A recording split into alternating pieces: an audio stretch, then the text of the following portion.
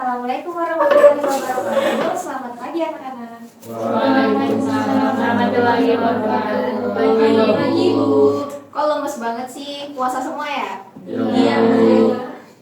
Oke baik. Sebelumnya ini pertama kali saya mengajar di kelas ini. Udah pada kenal sama saya belum? Belum. Oke. Nah, ada pepatah bilang tak kenal maka tak cinta. Makanya perkenalkan, nama saya Lustir Octaviani Putri, biasa dipanggil Ibu Lustir atau Ibu Okta, suka kalian mau yang gimana. Asal jangan langsung panggil nama ya, tidak sopan. Oke. Baik. Sebelumnya siapa yang hari ini tidak hadir?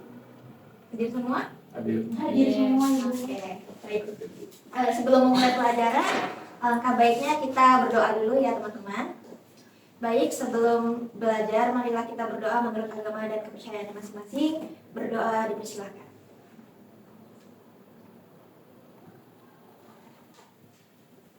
Doa selesai. Nah, teman-teman, selama puasa ini kalian biasanya belanja takjil apa aja?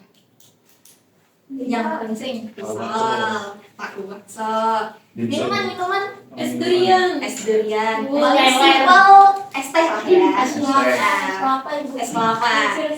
Ya, paling simpel yang sering dibikin di rumah es teh lah ya. Kalau lagi kepepet buru-buru baru pulang dari sekolah, nggak sempat beli takjil, bisanya bikin es teh. Nah, kalian pernah nggak sih diajarin caranya bikin es teh? Pastinya diajarin dong dari mama, dari bapak, dari kakak kayak gitu. Nah, biasanya bikin es teh itu kita perlu merebus air dulu, terus menyiapkan es batu, menyiapkan kantung teh, menyiapkan gelas. Nah, itu semua tuh ada urutannya loh teman-teman. Jadi sebenarnya kan nggak mungkin kalau misalkan kita tiba-tiba merebus air tapi belum ngambil gelas, tiba-tiba mau ditaruh di mana, masa masih di panci gitu kan. Nah, dari situ kalian tahu nggak apa yang kita pelajari hari ini? Teks prosedur. Teks prosedur, betul. Siapa namanya Mas? Kurniawan. Mas Kurniawan. Baik Mas Kurniawan. Terima kasih ya. Nampaknya Mas Kurniawan sudah melihat materi yang akan kita pelajari hari ini. Sungguh pintar sekali. Jadi teks prosedur. Teks prosedur. Ada yang tahu nggak apa itu teks prosedur? Boleh. Siapa namanya Mbak? Saya belum kenal lagi sama kalian. Hailey Bieber. Oke, silakan Mbak Heli. Teks yang berisi mengenai cara melakukan suatu ibu. Oke, betul. Terima kasih. Tepuk tangan untuk Mbak Heli. Jadi benar ya yang dikatakan oleh Mbak Heli. Teks prosedur adalah teks yang melakukan berisi sebuah langkah-langkah untuk melakukan kegiatan atau untuk menyelesaikan sesuatu yang dibutuhkan untuk sebagai panduan untuk orang untuk melakukan sesuatu. Contohnya tadi membuat es teh atau melakukan hal lain. Membuat makanan itu juga ya. Jadi contohnya resep masakan itu tuh merupakan salah satu bentuk dari teks prosedur. Nah, tujuan dari teks prosedur yaitu untuk memberikan petunjuk bagi pembaca. Nah, tentang langkah-langkah yang harus dilakukan untuk membuat suatu hal atau melakukan suatu hal. Nah, di sini kita akan membahas tentang ciri-ciri.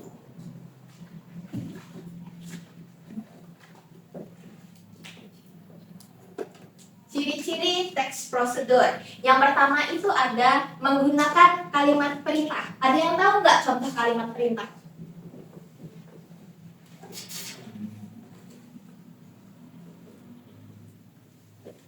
Satu orang yang tahu contoh kalimat perintah?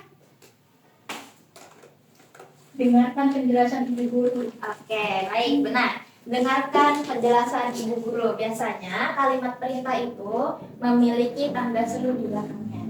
Nah, lalu untuk contoh yang kedua yaitu ada panduan yang harus dilakukan. Namanya juga teks prosedur, pasti ada panduan yang harus dilakukan ya teman-teman.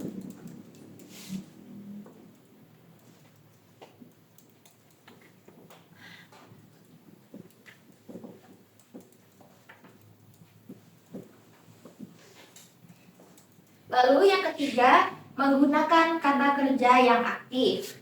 Kita juga bisa menggunakan konjungsi-konjungsi yang bisa digunakan di dalam teks prosedur. Ada yang tahu apa itu konjungsi? Menghubung. Kata penghubung, benar. Coba tadi namanya, Mas?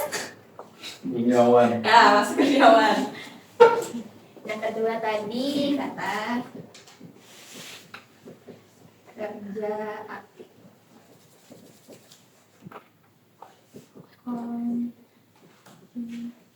Si.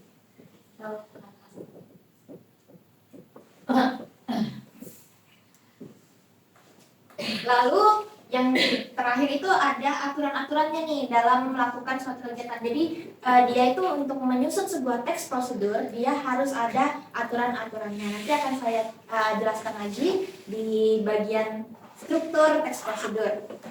Lalu biasanya ciri-cirinya itu pasti menggunakan kata keterangan. Nah, kata keterangannya itu ada keterangan waktu,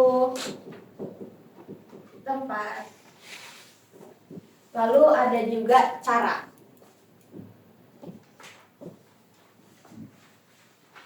Lalu yang terakhir biasanya kegiatannya harus dilakukan secara berurutan. Gak bisa tuh dari kita nyiapin gulanya dulu tapi belum ngerebus airnya. Jadi harus ngerebus airnya dulu. Jadi biar pas gula yang sudah dituang kita bisa langsung menuangkan airnya ke dalam gula dan diaduk. Gitu.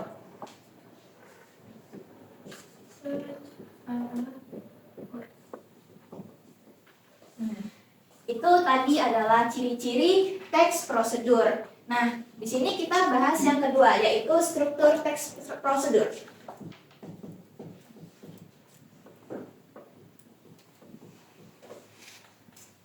Nah, di struktur teks prosedur ini yang pertama ada yang namanya tujuan, di mana tujuannya itu untuk menjelaskan hasil akhir yang ingin dicapai dari prosedur yang dilakukan. Sama dengan tujuan tadi yang sudah dijelaskan di awal.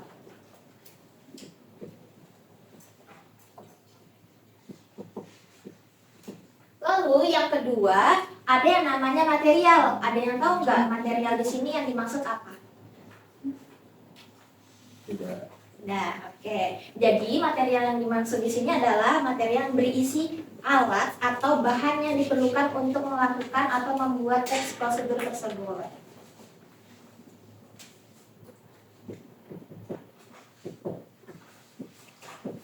Lalu yang ketiga ada yang namanya langkah-langkah. Jadi di setiap teks prosedur pasti akan ada namanya langkah-langkah yang harus diikuti dan itu akan selalu berurutan.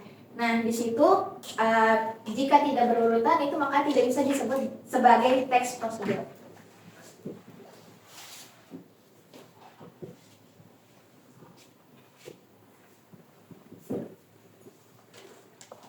Lalu yang terakhir itu ada yang namanya penegasan ulang.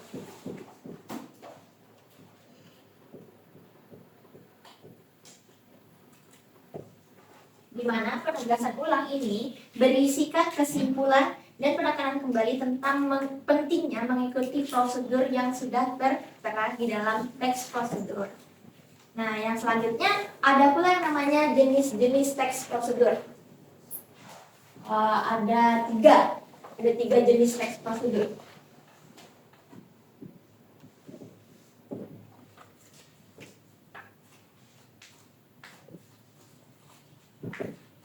Yang pertama ada yang namanya sederhana.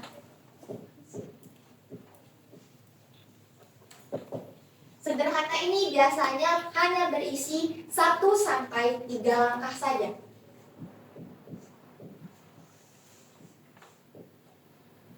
Lalu yang kedua itu ada yang namanya kompleks.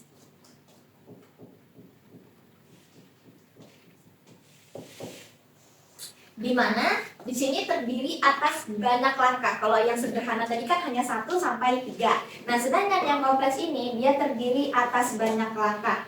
Contohnya apa tuh yang banyak langkah? Contohnya kalian kalau sudah pada punya SIM kan, SMA dong udah pada punya SIM pastinya. Ya. Nah, tapi kalau misalkan kalian nggak punya SIM terus ditilang, itu tuh ada cara pembayaran tilang pastinya.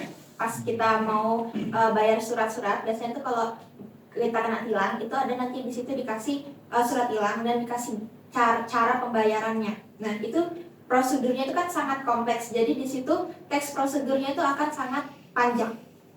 Lalu yang terakhir ada yang namanya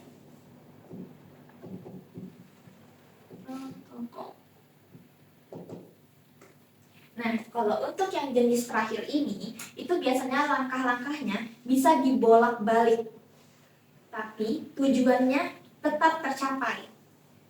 Jadi biarpun dibolak-balik itu bisa, misalkan contoh kita buat mie instan. Nah, itu ada juga yang habis direbus ditirisin lagi. Contohnya mie goreng kan. Nah, itu misalkan kita mau buka bumbunya dulu ditaruh di piring nggak apa-apa. Airnya masih direbus, mie-nya ditaruh di terakhiran juga nggak apa-apa. Yang penting kan tetap ditaruh direbus dulu, ditiriskan baru ditaruh di piring. Jadi itu termasuk dalam jenis teks prosedur protokol. Lalu kita masuk ke kaidah bahasa.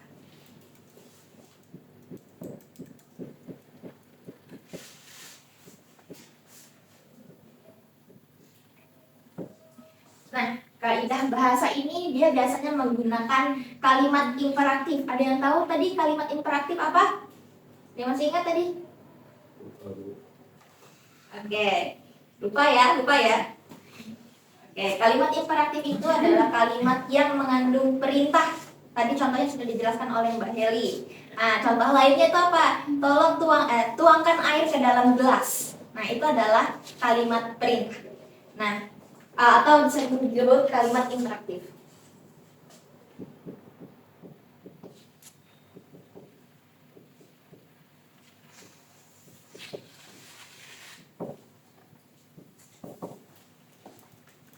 Lalu yang kedua ada yang namanya kalimat deklaratif. Nah, kalimat deklaratif ini mengandung sebuah pernyataan, di mana contohnya proses ini akan memakan waktu 5 menit. Itu adalah contoh dari kalimat deklaratif.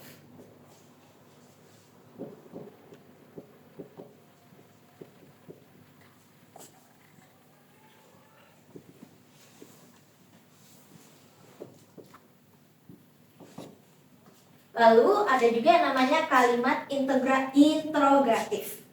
Nah, di mana kalimat interrogatif ini biasanya mengandung pertanyaan. Contohnya, seperti, sudahkah kamu menyiapkan bahan-bahannya?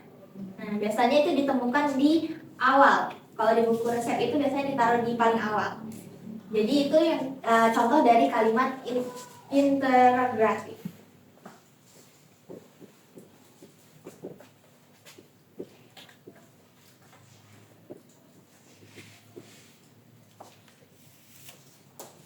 Nah, di sini ada kita bahas tentang konjungsi. Di tempat disebutkan kan konjungsi atau kata hubung. Nah, kata hubung yang sering dipakai di dalam teks prosedur yaitu adalah konjungsi prasyaratan dan konjungsi temporal.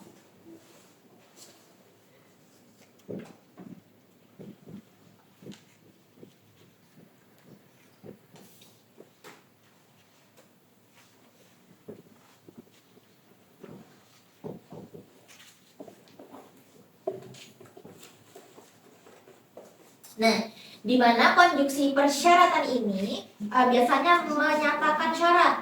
Ada yang tahu nggak contoh-contohnya? Belum ada yang tahu ya. Jadi contoh-contohnya itu jika, apabila, asalkan, dan juga bagaimana. Lalu untuk konjungsi temporal itu adalah konjungsi yang menandai urutan waktu.